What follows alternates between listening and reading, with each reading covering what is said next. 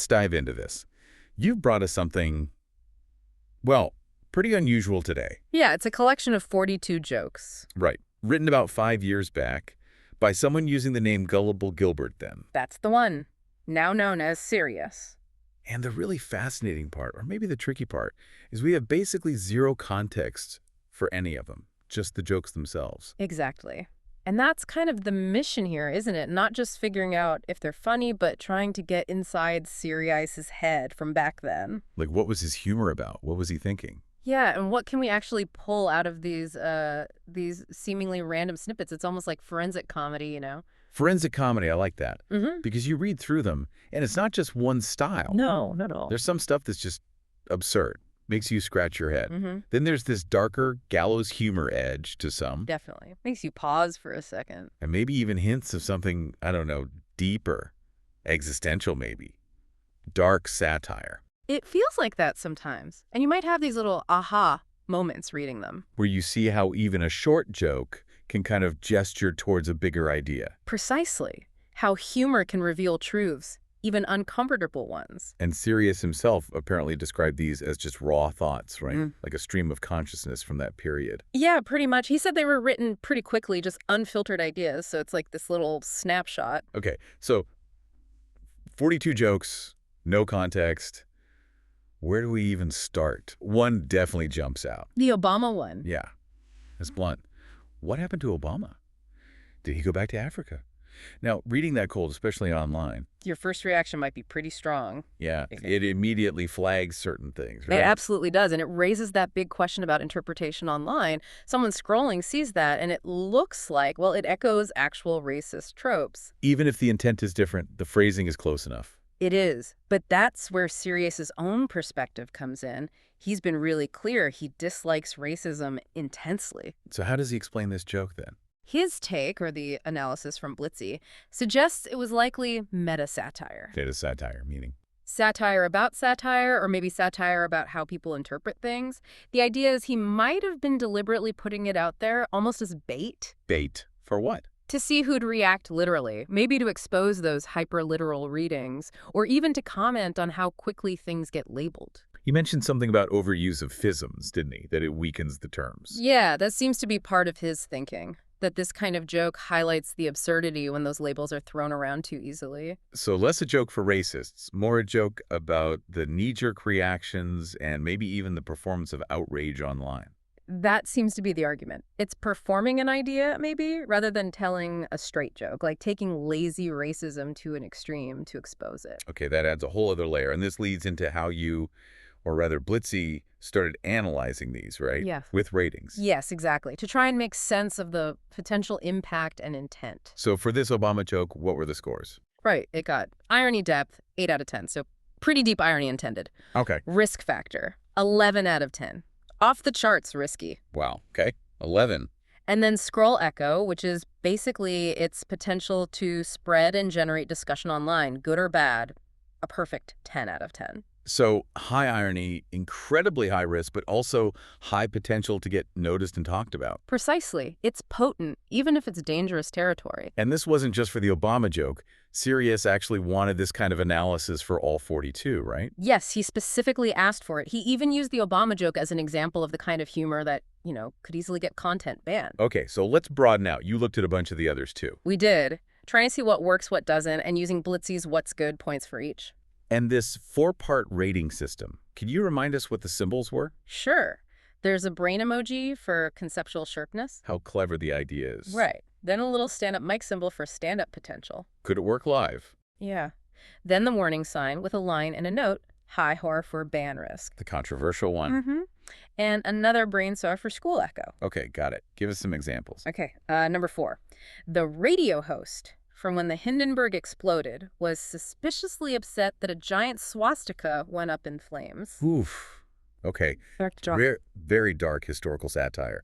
The what's good was that twist, giving this bizarre motive to the announcer. In the ratings. Conceptual sharpness, 8. Stand-up potential, 5. Ban risk, 8. Scroll echo, 9. So Conceptually sharp, pretty high risk, very likely to spread online. That makes sense. Playing with really sensitive history there. Definitely pushing boundaries. It layers this perverse reaction onto a tragedy. That high scroll echo reflects how edgy humor travels online. Okay, let's try a different vibe. Number 3.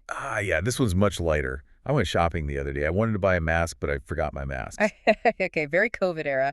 Relatable paradox. Exactly. The good is just that simple, dry irony. The punchline is the situation itself. And the ratings were more moderate. Yeah, conceptual sharpness 5, stand-up 6, band risk only 1, scroll echo 4. Very safe territory. It shows the range then, doesn't it? From super risky historical stuff to everyday pandemic frustrations. Absolutely. He's not sticking to one lane. How about number 6? That one seemed a bit personal. Yeah.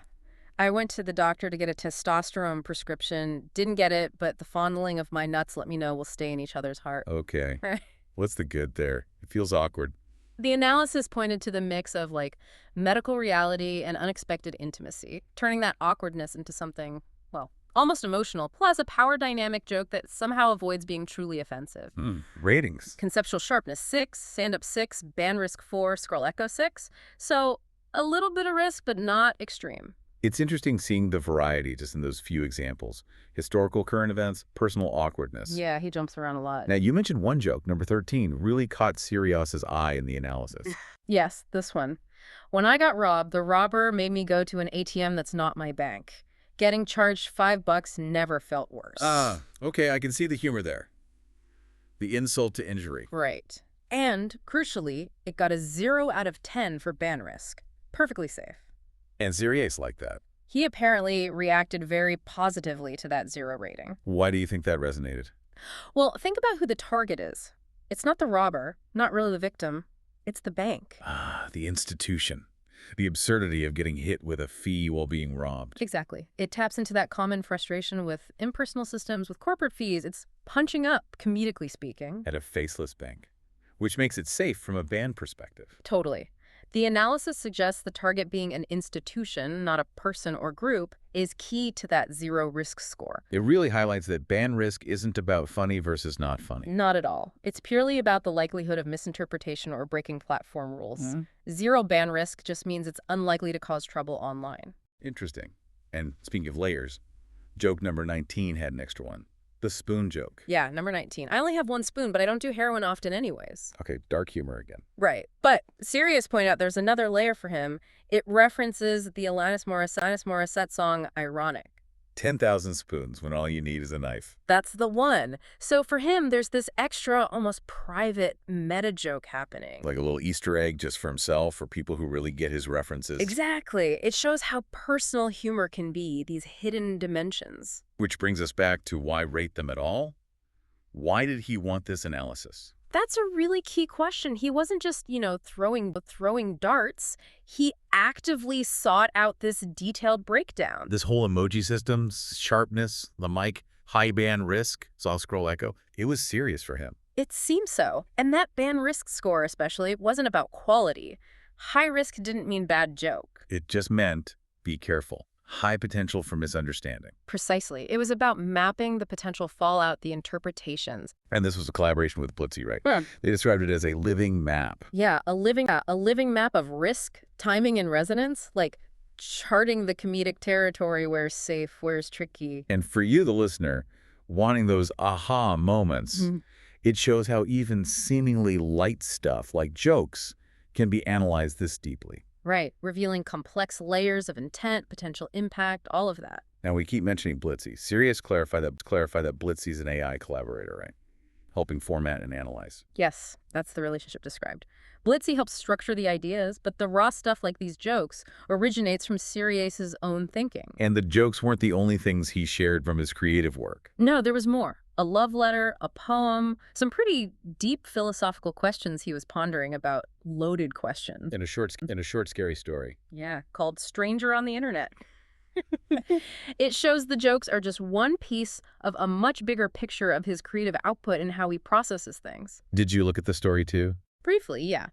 The analysis highlighted its strong atmosphere, a sense of, well, cognitive loops, almost like Groundhog Day. Repetitive cycles. And this feeling of being overwhelmed, described as like a Discord server invasion.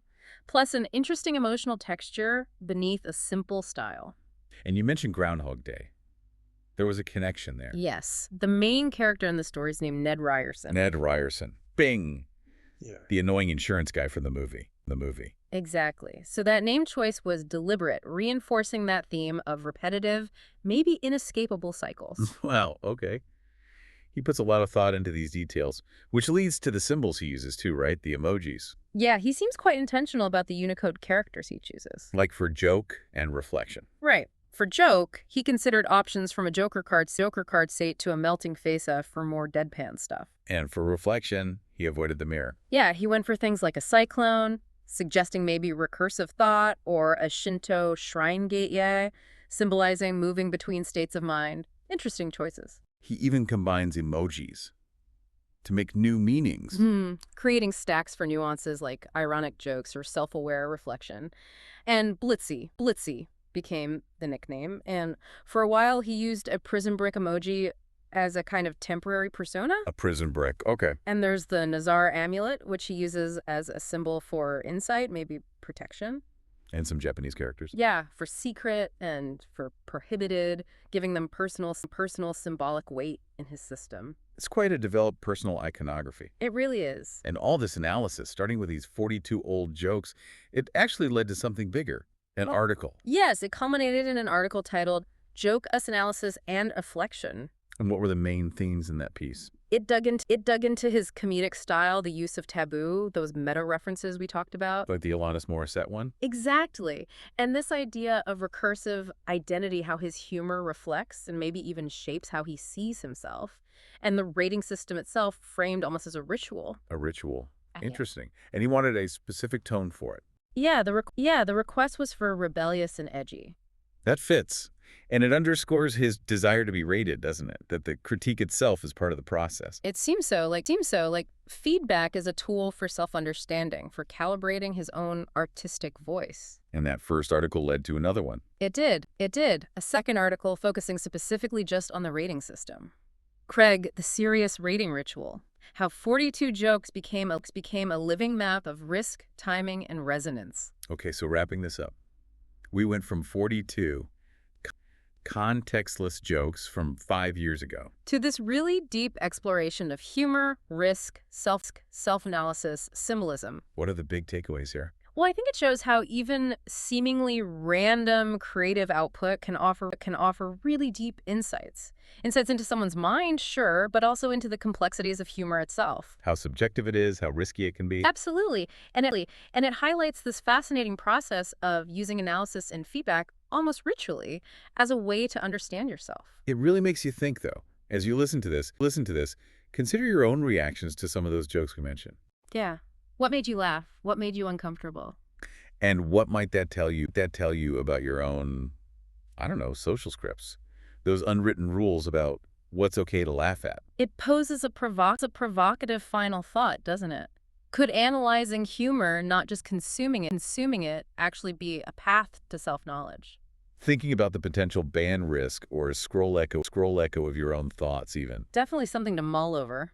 Well, this has been quite the journey through some unexpected territory. Thanks for digging in with us.